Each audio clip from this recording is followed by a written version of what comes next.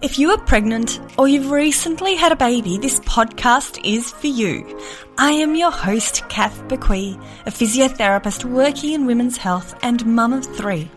Join me each week as we dive into all things pregnancy care, childbirth and postnatal recovery, helping you have a wonderful pregnancy and afterbirth experience. And don't forget to hit subscribe so you don't miss any episodes.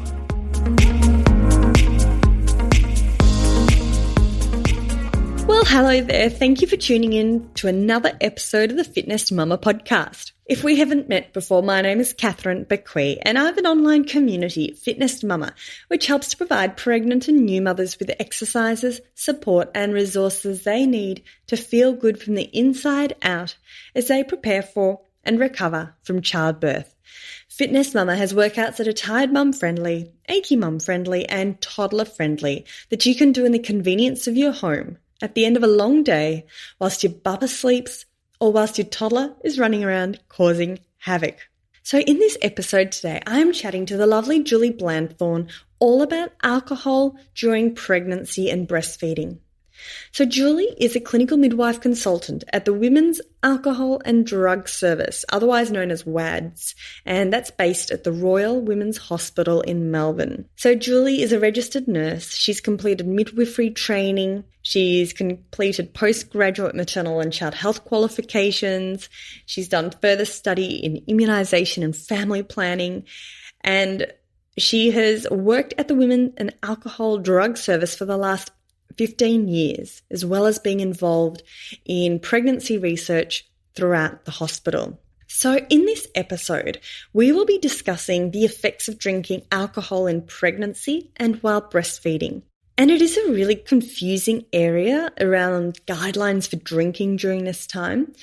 And recently, the guidelines, the NHMRC guidelines, which is backed by rigorous research, they've recently been updated in 2020. So in this episode with Julie today, we will be discussing safe ways of drinking low levels of alcohol occasionally whilst breastfeeding, and we're going to discuss how long it takes for alcohol to get into the milk when women are breastfeeding. Julie's going to provide some strategies around how a woman can undertake breastfeeding her baby whilst having a drink of alcohol, and she's also going to discuss the potential effects that alcohol can have on a baby when they are breastfeeding. So it is an important topic today, and I hope that this episode helps to provide a bit more clarity around this historically quite a confusing area where there are so many mixed messages. So let's dive into this episode. Hello, Julie. Thank you so much for joining me on the podcast today. So to start off with, could you introduce yourself and let us know who you are, what you do, and why? So my name's Julie Blandthorn. I'm a midwife at the Royal Women's Hospital at the Women's Alcohol and Drug Service. So it's a specialised service for pregnant women who use drugs and alcohol at the very pointy end during pregnancy. So I'm a nurse, a midwife and a maternal and child health nurse, and I've also got other qualifications in alcohol and other drugs, immunisation, family planning, and now I'm doing a garden design course. Pretty varied there. Yes. So when did you last work as a maternal and child health nurse? Quite a while ago. So when I did that, I was just doing relieving when my children were little, and I also worked at the women's on the nurse bank or on the midwife bank, so I could actually have all the school holidays off, and I did that for 16 years. And then when my children, my youngest one, started school, I actually started coming back and working at the women's on the weekends, and I started getting into, well, somebody asked me to fill in for their holidays in WADS, that's what we call the Women's Alcohol and Drug Service. And I was a bit daunted by it because it is a very specialised service, but I absolutely loved it, and I loved the team and the people that I was working with. And I can honestly say it's made me a better person. Wow. Can you explain that a little bit more? Everybody can have their own prejudices and judgments, and particularly growing up in the area that I've grown up in and having the opportunities that I've had in life, I think sometimes it's quite difficult to see perhaps, that other people haven't had those opportunities, and the sorts of lives that some people have had, very, very difficult lives. And when I started working in WADS, I started to become very aware of what those lives, had been like. And I thought to myself, if that had happened to me as a child or as a young adult or whenever, I think I'd be on the heroin as well. And I'm not going to go into it, but, people don't just go out one day and say, you know what, I'm going to start using heroin today and I'm going to become addicted to it. It just doesn't happen like that. Often, really, people use drugs because they've been exposed to a lot of trauma, to poverty, to disadvantage, to a lot of abuse, poor attachment with people who love them. And so sometimes some people don't have anyone in the world who really cares about them, and we're there to help them in WADS. I think one of the really, really good things about WADS is that everybody who comes here has their own midwife and their own social worker who works with them throughout the whole pregnancy. So they're not seeing different people, because when you come to the hospital, usually there's not that continuity of carer, but at WADS there is. And we also, it's quite a big multidisciplinary team that we have. We have an addiction specialist, a paediatrician, a dietitian, obstetrician, midwives, social workers, the neonatologist. So it is quite a big team. To be honest, I didn't know much about it all, and I've even done some casual work at the Royal Women's Hospital. And do you have to get referred to that service? Yeah. So we see people at the very pointy end. So that's the first thing. So when people come into our normal pregnancy clinics here at the Women's, we do what we would call a drug and alcohol screening, and we do this for everybody. So we ask people, have they ever used any drugs? Have they ever drunk any alcohol? Are they smoking cigarettes? And if they say yes to any of those things, then we will ask them further. So, okay, so you've used heroin in the past. When did you use it last? And if they say 1 week ago, then that is obviously a concern. And then they would be referred to us in WADS. And if someone's smoking, say, some cannabis, somebody might be smoking, say, 1 joint a day, and they would not be necessarily referred to WADS, or we would see them, but they would not be part of our service. And we would usually see those people, talk to them about stopping if they wanted to do that, and what other supports that we might be able to put in place to help them do that, such as linking them to a drug and alcohol service in their local area for some counselling. Women can also refer themselves, and also GPs and other doctors, and anyone really can refer to us. So through the hospital referral service, or they can ring us up in WADS and have a chat as well. So we're talking about alcohol and breastfeeding specifically, but it would also be good to chat about alcohol during pregnancy. What are the guidelines, and have they changed recently? The National Health and Medical Research Centre have said that not drinking alcohol in pregnancy is the safest thing. So it's not recommended to drink alcohol at all in pregnancy. And the reason for that is that they used to say 1 or 2 drinks probably wouldn't hurt you. And a lot of doctors and midwives even might say that that's still the case. But what they've found, and I can talk about this research a little bit later, but they've found that even small amounts of alcohol do affect the developing fetal brain. So when people drink alcohol, it's metabolised or gotten rid of out of your body by your liver. But babies, even newborn babies, their liver is only working at a 50% rate of what the adult liver does. So when they're exposed to alcohol, when they're first born, say just through breastfeeding, they have a lot more trouble getting rid of that alcohol than what the adult does. And during pregnancy, say in the first trimester, that baby's liver is only working at about 5 to 10% of the rate of the adult liver.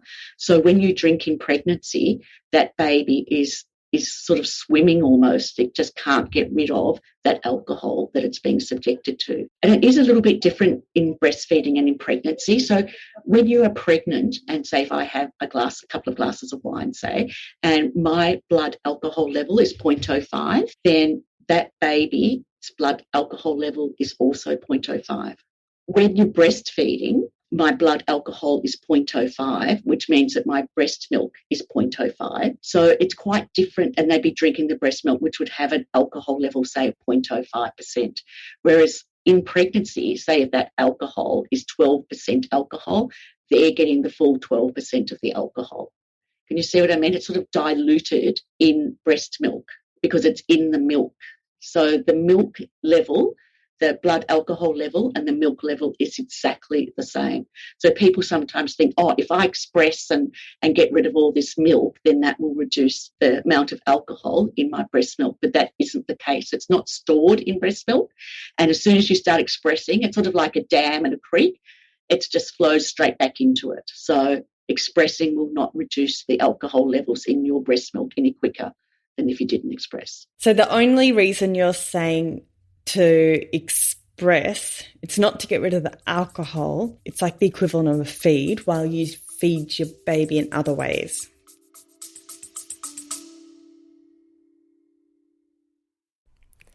This episode is brought to you by Baby Bee, Australian-owned and designed prams combining quality, safety and style.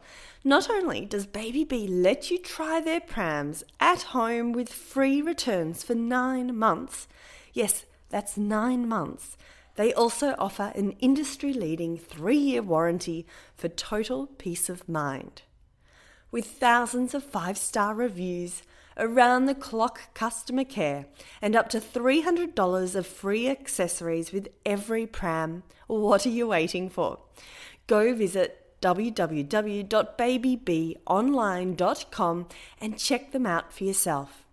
And yes, for listeners of the podcast, there is a 20% discount code. Enter FITBEE, FITBEE 20 at checkout, and T's and C's apply.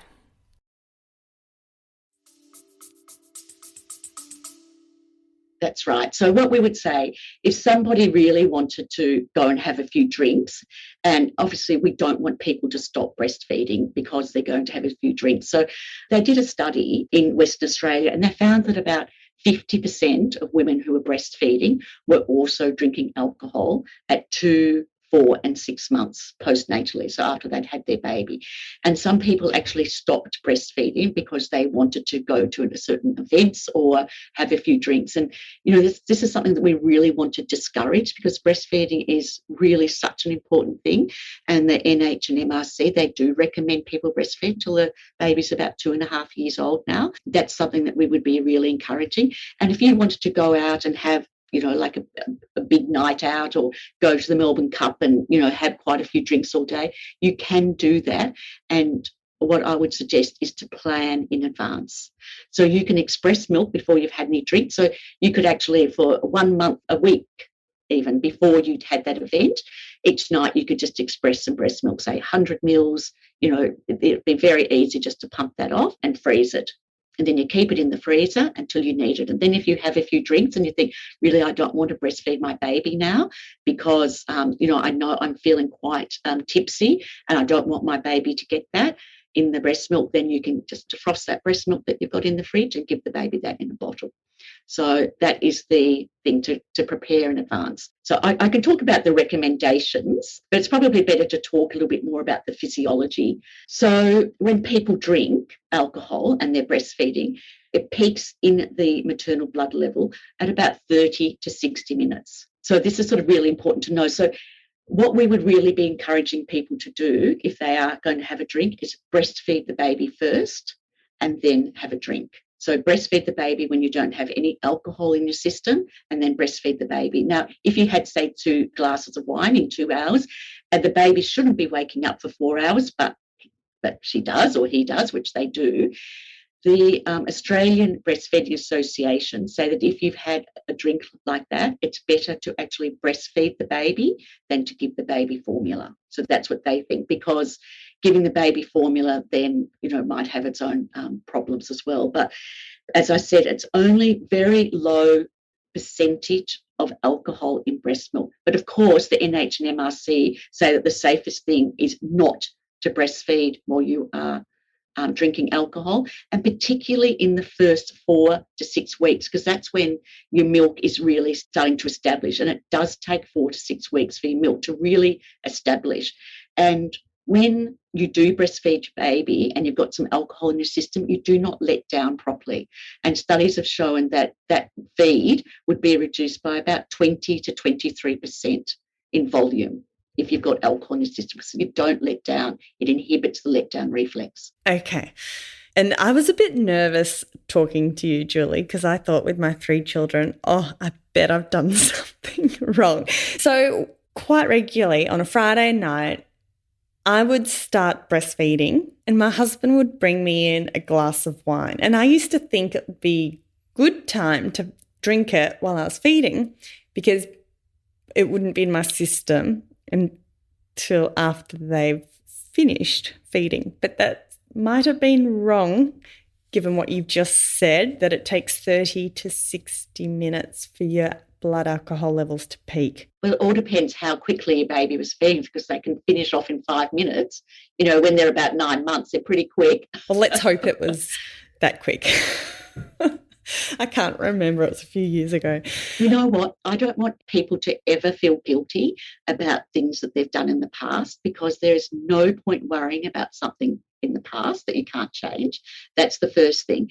And we've all done our best as mothers. I mean, even myself, when I had my 30th, I had a big party for my 30th birthday. It was a surprise party that my husband had so kindly put together. But my son, for about the last 3 or 4 nights, had been in hospital with bronchiolitis. And my husband decided that, no, he was still going to have it because he had already bought the food. And so I came out of hospital. Here was this great big party. I cried. I went into his room and I cried because he couldn't feed because his nose was all blocked and things. And I had a couple of glasses of wine, and because we didn't really have this information 30 years ago. And so I fed him and I did not let down. And I could feel it, and he was unsettled all night. And probably because firstly he wasn't that well, but also he wasn't getting a full feed because I was not letting down. So, this is one of the things, and they can be unsettled. There are some studies that have shown babies can actually react to that alcohol in breast milk. Never, ever feel bad about what we've done as mothers, because do you know what? We're trying our best, aren't we? We're all trying our best every time. Okay, well, you've just given us some great information. So hold out until after you've fed your baby for your glass of wine or whatever it is. And then how long do you need to wait for that to be out of your system, the alcohol? So the Australian Breastfeeding Association have got a really, really good app that you can download on your phone. So we say in general, it takes about 2 hours to get one standard drink out of your system. So I'm not talking about a fishbowl wine glass. I'm talking about 100 mils is a standard glass of wine, which actually isn't that much. It takes about 2 hours, but it all depends on your weight. So if you're a bigger person, you actually get rid of it quicker. So probably in about an hour and a half. But if you're quite a small person, it would probably take closer to the 2 hours. And this app is quite good because you can put in how much alcohol you've had and at the time and when you breastfed and so on. And then it will beep and tell you your breast milk is now alcohol free. Yeah, that's great. And what's the app called? Australian Breastfeeding Association alcohol app. If you just Google that, it comes up. Thank you. So can we take a step back to pregnancy? What are the potential effects on your baby if you drink alcohol during pregnancy? So possibly the worst time to probably drink alcohol is in the first trimester. So that's in those first 3 months. And unfortunately, a lot of people don't even know they're pregnant, until quite well on. So the alcohol is very toxic to the developing fetal brain, and it can cause quite severe, it just depends on what is forming at that time. So in that first trimester, all the major organs are all forming, including the brain. And as I said before, because the liver is so immature, that fetus is having trouble metabolizing and getting rid of that alcohol. So it tends to sit in their system for longer. So that's not good. If you're in the last trimester and you're 36 weeks and you have some alcohol, I wouldn't say it's not as bad, but all the major organs have been developed, but that fetal brain is still extremely sensitive to alcohol and the toxic effects of alcohol well into really a child's brain doesn't really stop developing until they're 25. So I'm not saying that, obviously the legal age of drinking here is 18, but if you read studies and things, it does tell you that really it's better if kids don't drink alcohol until they are 25 just because of the effects it does have on their brain, which is still developing. We just want to try and minimise that harm as much as we can to babies. So are there any specific conditions your baby might be more at risk of with alcohol? Well, there's actually a condition called fetal alcohol spectrum disorder, and you can look that up. And often these children have particular facial features. So they have a very thin upper lip, that little dint between your nose and your lip, the philtrum. They don't have that at all. It's really all changes in the midline of their face. And this is what they did a study on at the Children's Hospital and the Women's and things not long ago. And they recruited a really lot of women in Victoria who were pregnant, and they filled out surveys about how much alcohol they were drinking in pregnancy. And they were quite candid about it. It was all anonymous and so on. And then those children were followed up and looked at developmentally, was very much affected when people were drinking alcohol in pregnancy. And you can look the study up if you like. So the surname of the person who wrote it is Muggli, Muggli. I can send it to you. It is a very scientific thing. But what they found is even when people had had just a couple of drinks in alcohol, there were changes to the midline facial formation. So, and what they found is this midline, it seems very significant, but what does it really mean? We don't know. Does that mean that that child's more likely to have a brain affected by the toxicity of alcohol? We don't really know. But what we do know is that it was affected by very, very small amounts of alcohol affecting the development of the skull. And moving on to breastfeeding, do we know of any effects on the baby from even just a small amount of alcohol? Yes, we do. This is not just 1 or 2 glasses of alcohol. This is, like quite drinking every day and so on. Some studies have shown that there's sedation, that the baby's a little bit sedated. Another study has shown there's also altered milk, that the milk tastes different. The babies don't like the taste of the milk and it tastes different, that they have more crying and they're more likely to have heightened startle, like be a bit sort of anxious. That's after exposure to alcohol in milk who are breastfeeding. Now, some of these studies, these are people who are drinking a really lot. They're not drinking, 1 or 2 glasses here and there. And even when people are breastfeeding, we would recommend that people not drink every day, that they just drink, occasionally, perhaps every second day, or if they do have a drink every day, just to make sure that they do it safely, and particularly not in those first 4 to 6 weeks, because your milk really is, establishing at that time. Also, you should try not to drink every day while you're breastfeeding. And it's been sort of shown that people who have babies who are premature are particularly exposed to more toxicity in the brain. They have other problems with breathing and sometimes they have chronic illnesses. So, the guidelines say that those babies should not be exposed to any alcohol in breast milk. We would recommend here that heavy drinkers not breastfeed. So, of course, we have some women come to our service who are drinking a lot. When I'm talking, I'm talking about like a bottle of vodka a day, and they have addiction problems. They should not be breastfeeding. You have to remember that this is our guidance. We would suggest or recommend that they not breastfeed. But if people want to breastfeed, then that is their choice. We can't tell people you cannot, you should not do this. It is their choice. We just give people the information. This is the medical evidence that we have, and then they can make the decisions that they want to, that they feel is the best thing for them. But the other thing that's really important is that when you've had a few drinks, you can feel quite sleepy and you can sleep very heavily. So when people sleep with babies in their bed, which is not recommended, but it's particularly not recommended if the parents are drowsy in any way. So if you sleep with your baby after you've had a few drinks or after you've been smoking or using any other substances at all, over the counter or illegal, even antihistamines can make you feel very, very sleepy. You should not sleep with your baby because you're not aware of them waking up and wriggling around because you are so heavily asleep, and you can roll onto them and suffocate them, and they can also go right down the end of the bed and you don't know that they're there. And that is something that happens to women in our service sometimes. So it's really recommended that you do not sleep with the infant in your bed if you have been using any substances and drinking. So I think you've provided some great information, and we will link in the show notes all those important things you talked about in terms of the guidelines, the Breastfeeding Association details. I've got some other recommendations if you want me to go say for it. Yeah. So some of the other recommendations are that you eat before and while you're drinking, because that actually pulls out the time of peaking. So, if you've had a few drinks on an empty stomach, you tend to feel much more intoxicated than if you've had a meal. So eat before and while drinking. Breastfeed before drinking alcohol. Allow 2 hours for every standard drink for milk to be alcohol-free. So that's, on average. But if you get this app, you put in your weight and things. It's better to breastfeed with a small amount of alcohol in the system than feed formula, infant formula.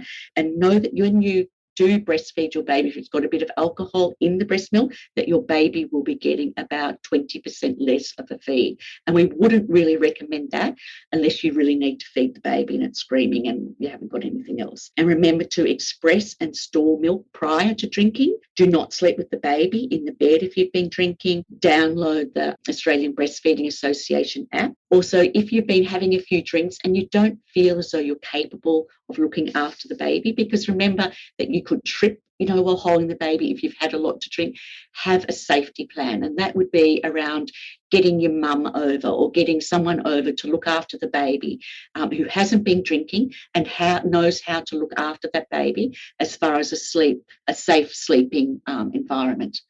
Because we don't want babies being put to bed on the couch and things like that, because that's dangerous. Yeah. So, there are ways of having a drink and still breastfeeding safely. Such important information.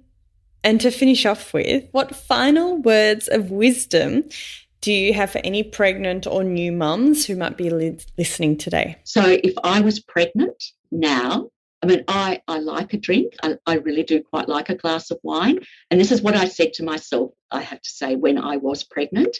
I like a glass of wine, but this is just 9 months or 12 months out of my life that I'm not having a glass of wine or a drink. And I think that I can do that for the safety of my baby. That's just me and my opinion. And I think that if you can possibly not drink alcohol during pregnancy, it actually is going to help your baby. And you're going to feel good about that. If you do drink and your baby might have some learning problems or something at school, you're always going to be thinking, did I do that? Did I cause that because I was drinking? And you've got that information. And of course, it's up to you to do what you want with it. This is my own personal opinion, but I would say alcohol is way worse than using heroin in some ways for the baby's development in pregnancy. And that I've been working here for 16 years, and that is true, even though babies who are exposed to heroin can withdraw and things. But as far as affecting the developing fetal brain, alcohol is much worse than heroin, say. Wow. Horrifying. It is horrifying.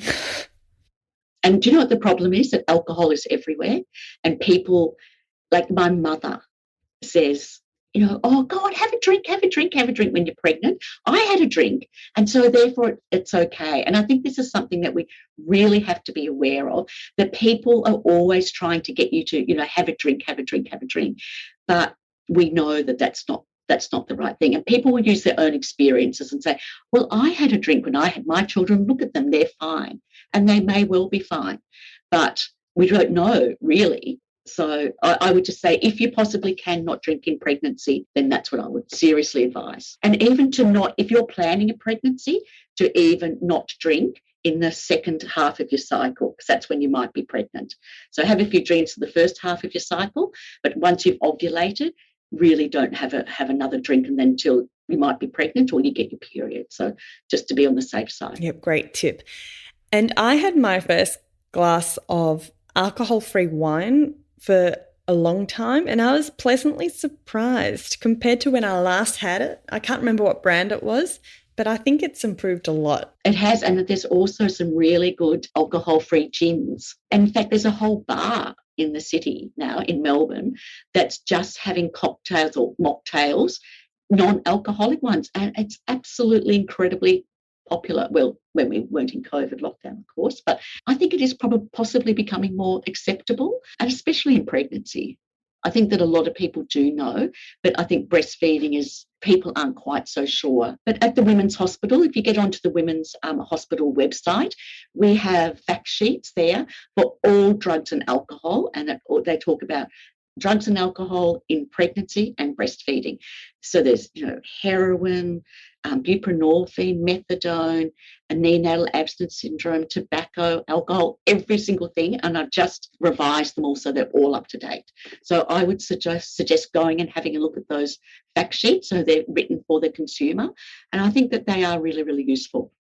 Perfect. Well, I'll put some of those links in the show notes. Thank you so much for joining me today. I really do appreciate your insights and just helping to clear up what is a very confusing topic. Yeah. And look, there is information out there. And just remember that just because it's on the internet doesn't mean it's true. So, try and get your information from sources that are reputable places like the Royal Women's Hospital, for example. And, we're here to help you in any way we can. Brilliant. Thank you, Julie. Thanks, Kat. And before I sign off, remember my team and I will be putting together the show notes for this episode with all the links that Julie mentioned at www.fitnessmama.com/podcast. Have a fabulous day, everyone, and I look forward to you joining me next week for another episode of the Fitness Mama podcast. Thanks for listening to the Fitness Mama podcast, brought to you by the Fitness Mama freebies found at www.fitnessmama.com/free. So please take a few seconds to leave a review, subscribe so you don't miss an episode, and be sure to take a screenshot of this podcast, upload it to your social media, and tag me at Fitness Mama so I can give you a shout out too. Until next time, remember, an active pregnancy, confident childbirth, and strong postnatal recovery is something that you deserve. Remember our disclaimer, materials and contents in this podcast are intended as general information only and shouldn't substitute any medical advice, diagnosis or treatment. I'll see you soon.